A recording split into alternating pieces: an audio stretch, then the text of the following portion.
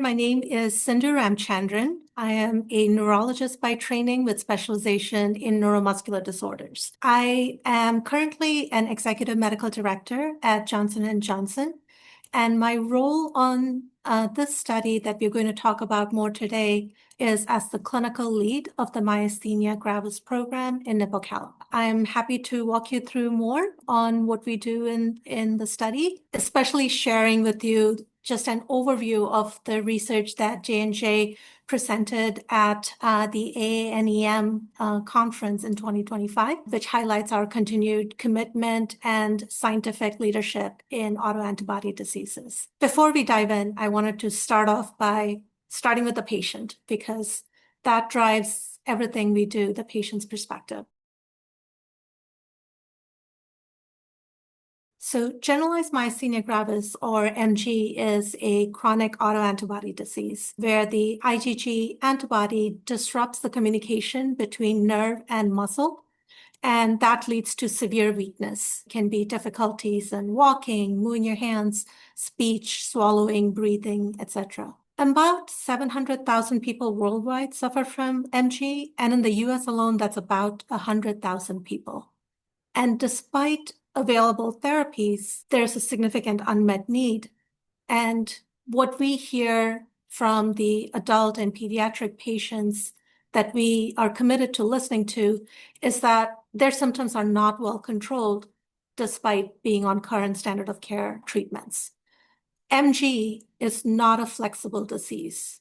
So why should we be flexible in how we treat it and risk disease worsening? Why not provide an option for sustained disease control? I would like to now walk you through the posters that we presented at AANEM.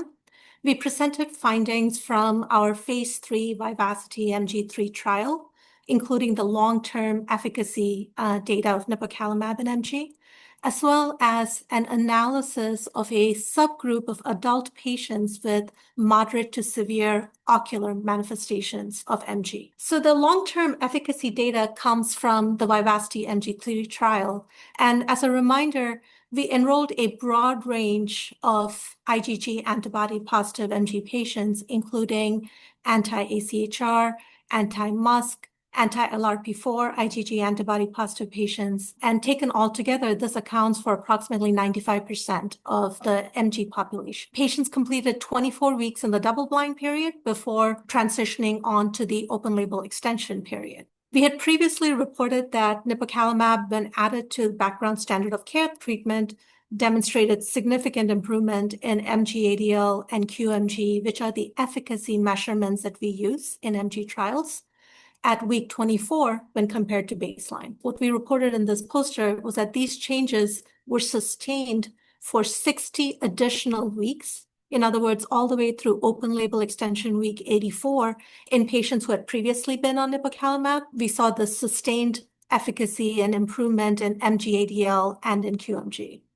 And in those patients who transitioned from the placebo arm to Nipocalimab, they showed a similar improvement in MG-ADL and qMG through that same time period. The sustained disease control that we saw on the MG-ADL and qMG was also reflected in the IgG levels, which showed a sustained reduction. Most importantly, as we did not interrupt dosing, 45% of our participants who were receiving steroids at the open label extension phase were able to come off of steroids. They were able to either decrease or discontinue steroids. And among these patients, if we convert them to prednisone dose equivalents, the mean dose decreased from about 23 milligrams to 10 milligrams of prednisone, which it's really important because prednisone and steroid and its complications are one of the concerns that patients and physicians have of their background standard of care treatment. So the ability to wean off these treatments is very critical. Very importantly, the safety results that we saw in the double blind were similar in the open label extension period during the same period. And that's important because we are controlling the IgG levels. We have the sustained reduction of IgG. So showing that the safety is unchanged is also important. In the second poster, we looked at the subgroup of patients with moderate to severe ocular manifestations. So ocular manifestations in MG include double vision or ptosis, where the lid drops and partially covers the eye so you can't fully see through it.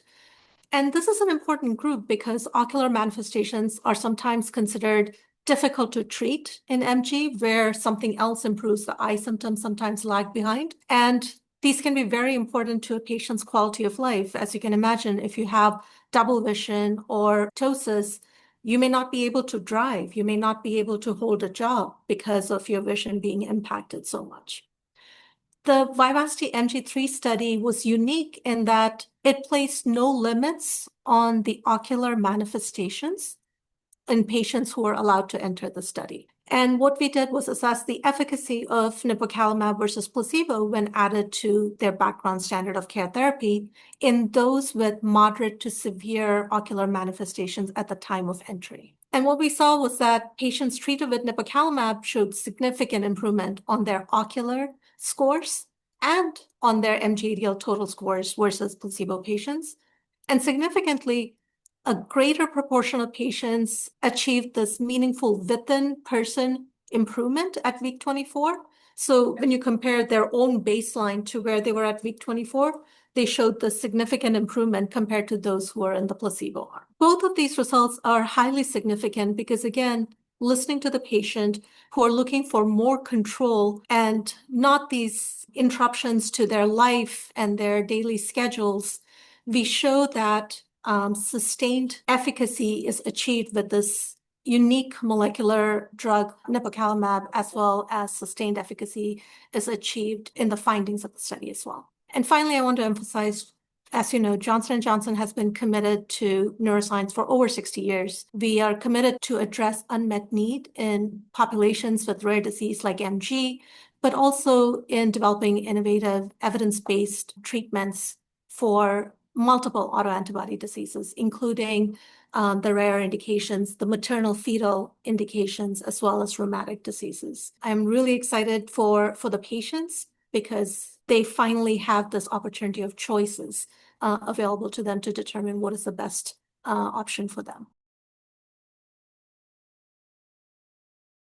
I think there are two important points that I would like to highlight. One is, as I mentioned at the start, when you listen to the patients, they talk about feeling not in control. They talk about MG not being a very flexible disease, and their symptoms, despite being on treatments, are not being well addressed. So what this shows is that with the addition of nipocalimab to their current regimens, they can achieve this. They can achieve a sustained control and sustained improvement.